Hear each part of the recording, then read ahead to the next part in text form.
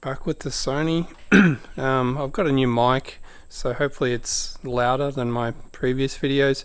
But yeah, just to recap with the Sony TA-N86B, I've done last video I was waiting for parts, so I was waiting for capacitors mostly. In fact, I think that's all I bought, and I've gone ahead and replaced all of the electrolytic capacitors on the board here, and the two tantalums there as well. And yeah, I've also redone the thermal compound and replaced the mica washers. Well, they weren't actually mica, they were like some sort of thin silicon sheets originally. So I've got some mica and grease on the outputs. And right now, I received the additional parts that I needed. So these are for the power supply.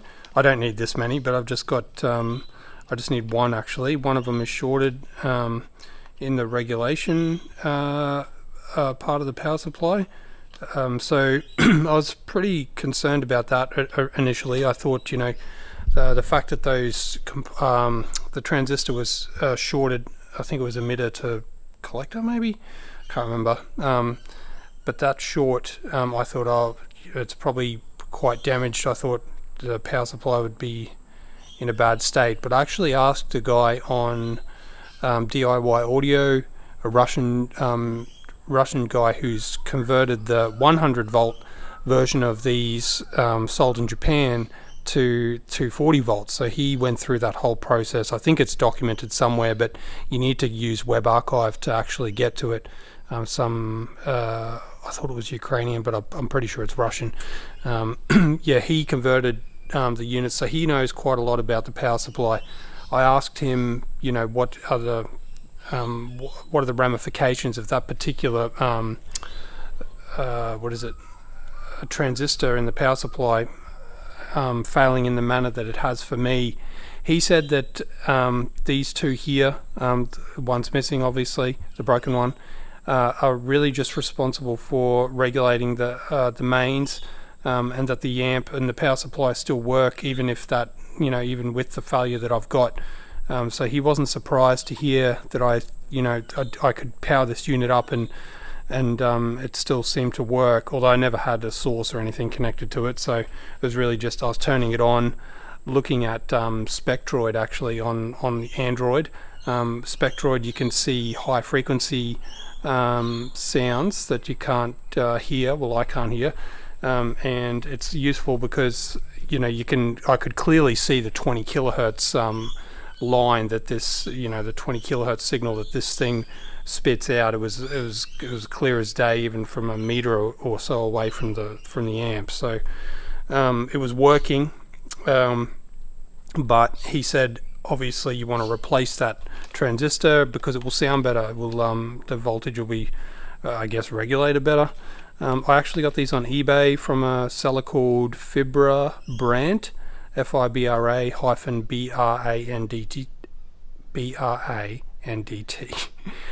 They're a German seller, and, you know, I was a bit suspicious that you know, I'd be getting some fake Chinese transistors, but I am almost certain that these are original. You can get 15 of them for, I think, about $40, which is pretty good, but I ended up having to pay quite a bit more just because of the shipping. But they use UPS, which is good, because DHL packet just friggin' takes forever, man. To Australia at least, it'll just sit in Frankfurt for a month. So yeah, I'm glad he did that. What I'm going to do now is I've already done as well the power supply. Just don't want to put it on that perfect slab of aluminium. Look at that. Bloody unreal.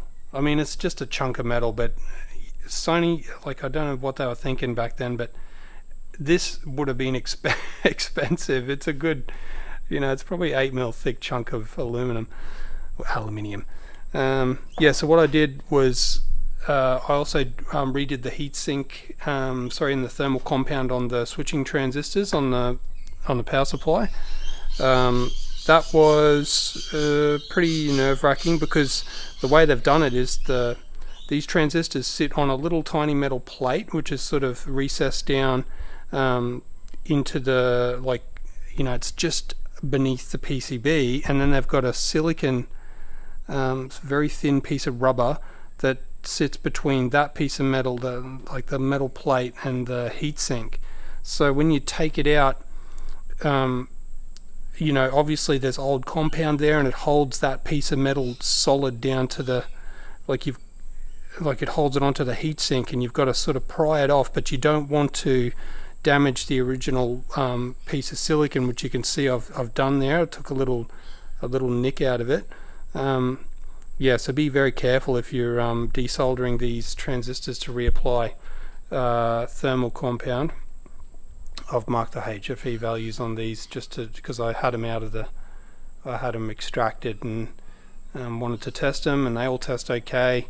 Something else I'll mention is just be careful when you desolder these. It's quite easy to lift a trace, and I have done that with the transistor in this one here.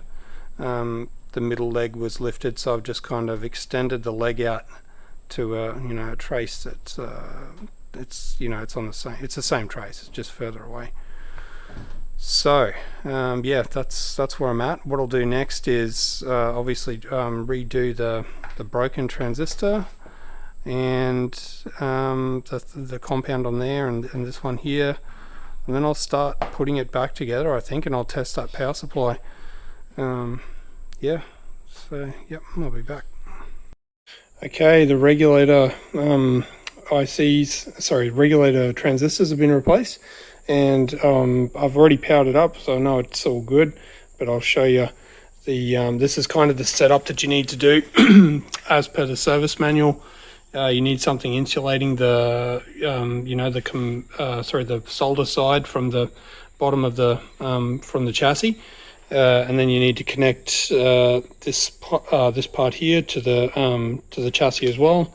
And then we're testing the voltage across those 2 points there, and that needs to be adjusted for 90 volts. So yeah, it was quite nerve-wracking turning this thing on for the first time, but here we go. You can hear the relays click there, and I've adjusted the potentiometer. It's that one, you can probably, it's right there, just next to those orange capacitors there. There's a little adjustable potentiometer, and yeah, so that's pretty close. It calls, service manual calls for 90 volts across those 2 points.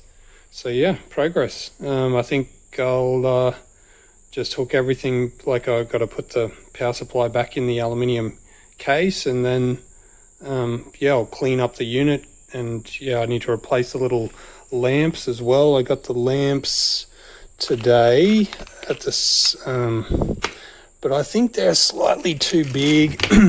I believe the original ones are actually 3mm. These ones are 5mm. But yeah, they might fit. We'll see. Yeah, so I'm quite happy with that. And also one thing I noticed is that on the Spectroid now, there's no noise. I can't see any 20 kilohertz line. So that, to me, I wonder if that's what that regulator failing, if that's what that, that was suppressing that sound. But yeah, or it could just be the way that when it's in this test configuration, it's not going into the high frequency mode or something. I'm not sure. Anyway, that's a quick update. Thanks.